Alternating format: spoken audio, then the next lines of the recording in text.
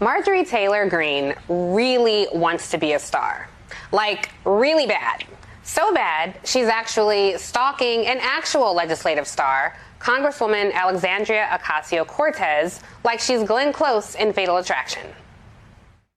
What am I supposed to do? You won't answer my calls. You changed your number. I mean, I'm not going to be ignored, Dan.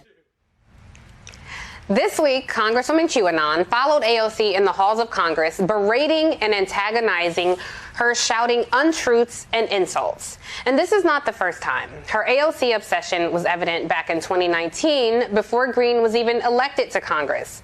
In a deleted video that was unearthed by CNN, you can see Greene channeling her Bridget Fonda's character from Single White Female, showing up at the Capitol and taunting AOC's staff outside the Congresswoman's locked office by talking through a mailbox slot, urging her to come out. Typical behavior from a woman who posted on social media an image of herself holding a gun alongside members of the squad and encouraged going on the offense against these socialists, while also repeatedly indicating support for executing President Barack Obama. And of course, you'll remember she also harassed and berated Parkland shooting survivor David Hogg. And what's One Flew Over the Cuckoo's Nest doing now? Traveling the country with Florida man Matt Gaetz, who's under investigation for suspected sex trafficking, but he's denied any wrongdoing. They call their tour the American First Tour. Right, more like the American Thirst Tour. I don't even know how to describe Greene's demented and delusional behavior any better than this. This is a woman that's deeply unwell and clearly needs some help. And her kind of fixation has lasted for several years now. That's a nice way of asking in her Mariah Carey voice, why are you so obsessed with me? But aside from being clearly mentally unstable, there's also the blatant hypocrisy. You may recall Greene's opposition to the stimulus funding, but that sure didn't stop her family's company from receiving a six-figure PPP loan worth hundreds of thousands of dollars in 2020. Interesting timing, considering that the mentally unstable stalker, then candidate for Congress, had donated $450,000 to her own campaign about 2 months after that very PPP loan.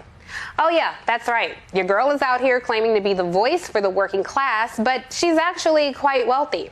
And guess what? She is the face of the Republican Party. This woman is a member of Congress, and people voted for her. She is friendly with people who were on the Capitol the day of the violent insurrection, and what she lacks in intellect, she more than makes up for in being a provocateur. So good job, GOP. But honestly, I'm really concerned for her, so I just want to take the opportunity to offer some sound advice. Congresswoman, invading the personal space of people and harassing them is incredibly out of pocket, but more importantly, it's risky. I know you so desperately want to be a star, but these crazy efforts of yours may end up landing you on World Star. If someone says you picked the right one, trust me, you picked the wrong one.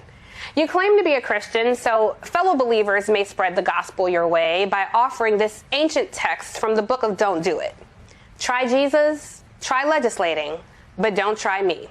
And listen, on a serious note, May is Mental Health Awareness Month, and thanks to Obamacare, there are numerous resources for you to get some help. And for sake of our democracy, I truly hope you do. Until then, try actually earning your taxpayer-funded paycheck by working, not by being a constant thirst trap for the MAGA crowd. Because in the words of your fallen king, it's sad.